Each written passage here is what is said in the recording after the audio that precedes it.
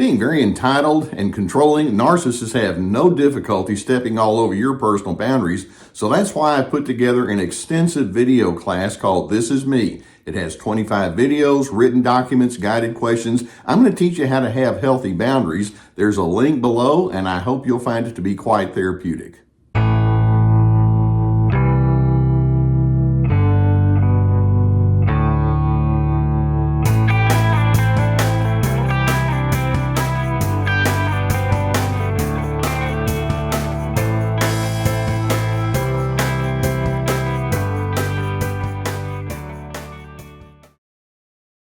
Probably one of the most common statements I hear from individuals who are recovering from very difficult relationships with a narcissistic individual is, I didn't really see it anywhere close to its fullness in the beginning stages of that relationship.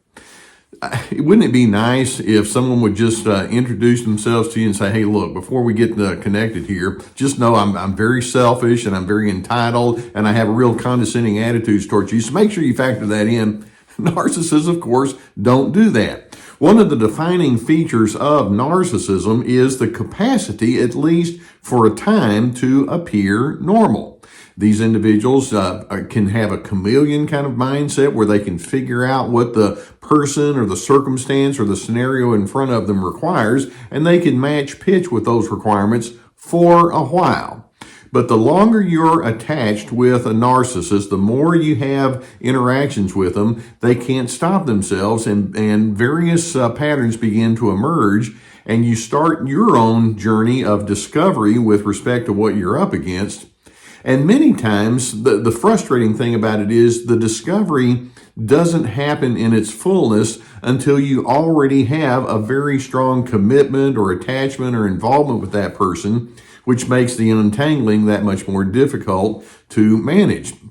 Now, in order for you to be able to know what you're dealing with, what I'd like to do is I want to share with you what I consider to be several of the most common patterns that will eventually emerge once you've attached to a narcissist. Like I say, it might not be there right up front, but over time, certain things are going to show themselves. And of course, you can just kind of, bonk yourself thinking, well, why didn't I see this before? And the answer is because you're dealing with someone who's skilled at creating impressions that they can't ultimately live into.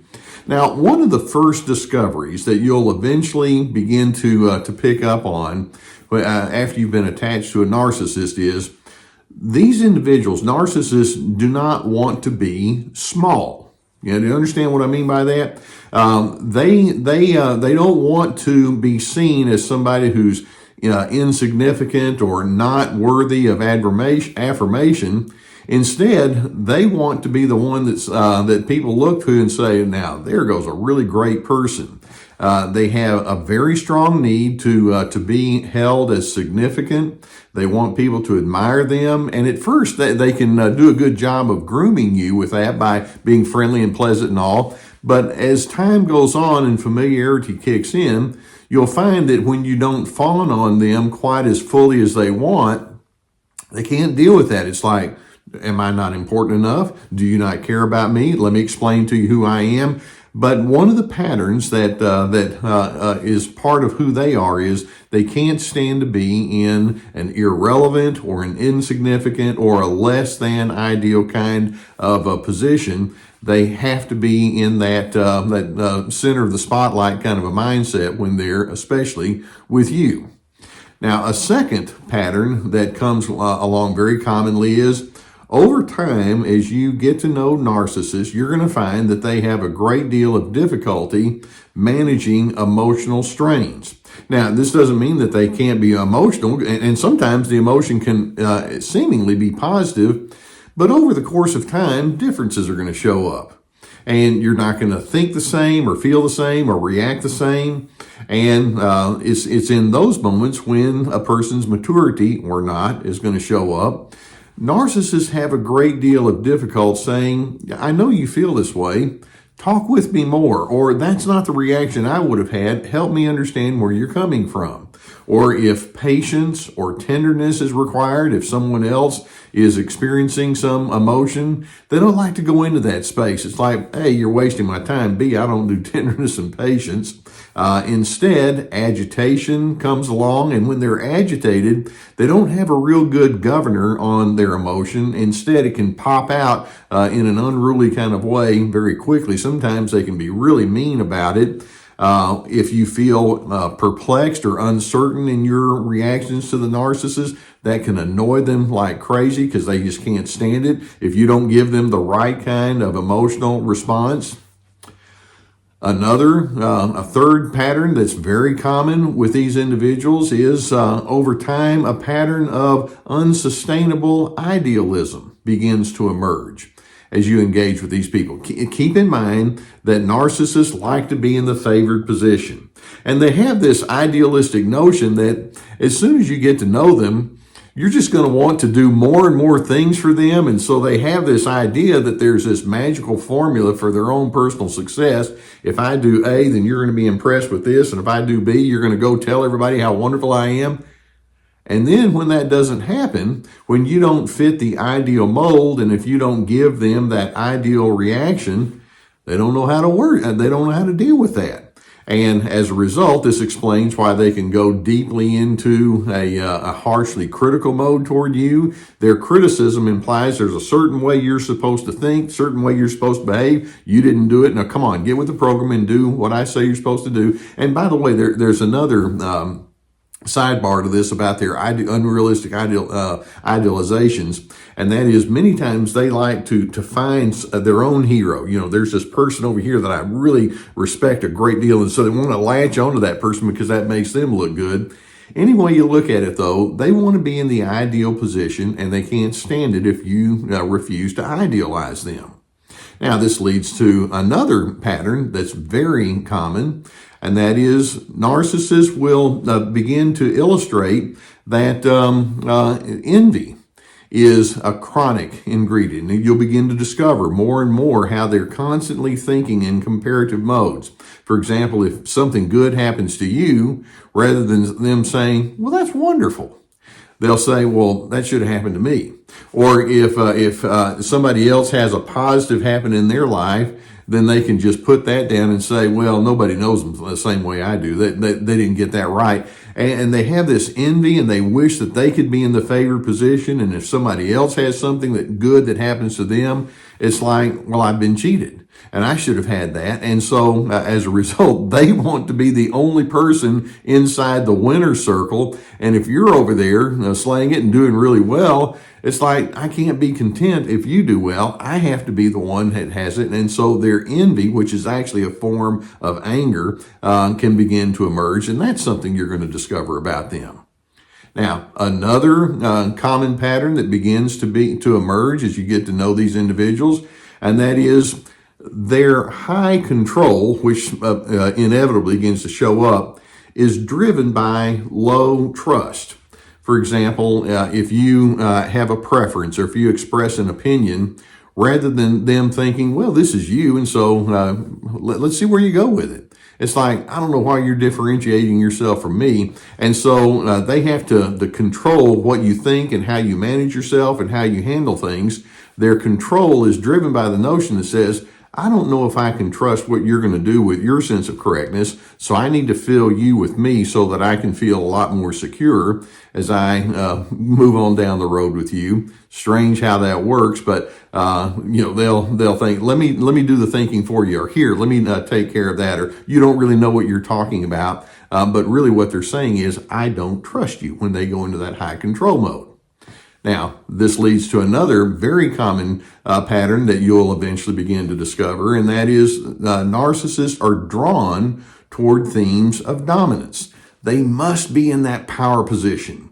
And to them, power really says that you have arrived, as opposed to here on Team Healthy, I like to say, well, you really know you've arrived when you know how to love. And narcissists, they may give some lip service to it, although not a lot of them do. But their thinking is, no, I need to know more than you. I need to be stronger than you. And if you have a preference, or if you have an idea, or if you have a comfort zone that you're in, let me tell you what that ought to be. And so they want to take over and have the final word. In other words, what they imply is, I don't do humility. And I sure don't give anybody my deference. You need to defer to me. So dominance is something that just comes out more and more the longer you get to know them. And then finally, we can say that as you get to know them, another thing that is going to eventually emerge is their reasoning is ridiculously childish. Wouldn't it be nice if you could sit down with somebody and say, hey, let's talk about what does and does not work in our relationship? But to a narcissist, that's not what they're concerned about as they get to know you. They're concerned about posturing. They're not concerned about reasoning and having a well-conceived game plan for the relationship. As far as they're concerned, they have one notion that says, well, there's one person in this equation that reasons correctly, and it's not you. And so they're thinking, well, am I going to get what I want? Or are you going to get mad if I don't do what you say? And so that they have this real childish kind of mentality. And if they don't get their way, they throw a fit, etc. So overall, you can say that, or you can summarize all this by saying that the longer you're with a narcissist, the more you discover these people just don't know how to attach. They have what I refer to as emotional separateness. You've heard me talk about the need for empathy, and ultimately empathy, when it's done in a very healthy relationship, can lead to a form of immersion. And when I say immersion, that person has the ability to go all the way inside who you are and how you feel and how you reason in a way that says, I really want to know you well, and I'm willing to lay my ego down long enough to go inside that space with you. Narcissists are way, way too separated off to be able to do that. They don't grow, and to make it worse, and they try to stunt your growth. They chronically blame you. They give you accusations. They're dismissive. They redirect how you're supposed to be. They invalidate. And that's what I mean when I say the longer you get to know them, the more you're going to discover these kinds of patterns. I think it's pretty sad when you think that, or when you realize that what you see on the outside of a person does not match pitch with who they really are on the inside. But the more you realize that these people are not about connecting, they're about dominance, and they're all about their own self-gratification, I hope that you realize that they're carrying a lot of inner confusion that they're projecting onto you. And when you see this, and as these patterns are discovered and as they show themselves, I'm hoping you can realize that your best bet is going to be to pull away from someone who simply can't engage well with you, and then connect with, or give your emotional energy over to those who really know how to connect with you on a healthy, mutually affirming, mutually regarding, mutually respecting manner. And I hope that videos such as this can give you some good awareness of what you're dealing with. Like I say, the patterns don't necessarily emerge right up front. Sometimes it takes a while for it to do so. But once you see it, then you can make your healthy adjustments. That's why I put these videos out. If you've not already subscribed, I would encourage you to hit that subscribe button, hit the like button too, and then we'll keep more videos coming in your direction. If you have a need for therapy, and many times that need is very present as you're trying to sift this out. I'm so pleased to be sponsored by the people at BetterHelp.com. We have a link below that will take you to their website. I have many good testimonials of people who have received good input from the therapist there at BetterHelp. And if that's a need that you would have, I would strongly encourage you to go in that direction. In addition to all of that, I have my therapeutic courses, and it's like signing up for a class. With multiple videos and guided and written documents and guided questions. We have Ready, Set, Connect, good connection skills. This is me about establishing your boundaries, free to be, finding yourself despite those controllers. We also have my webinars that have been presented, but they're still available for purchase. We have my podcast. We have our website with many, many articles on there. You can browse through that and lose yourself all day if you want to. And then we have my books, etc. Okay, sometimes you just have to allow the narcissist, if you will, to educate you about who they really are. And sometimes those patterns don't show up right away. But once you see them, I hope that you can stay informed and stay knowledgeable and then stay in a self-protective kind of mode, because these are not individuals that you're going to want to give your heart over to. But as you do, I'm hoping that it positions you to have an individualized sense of well-being. And ultimately, I hope that you can still go to your place of peace.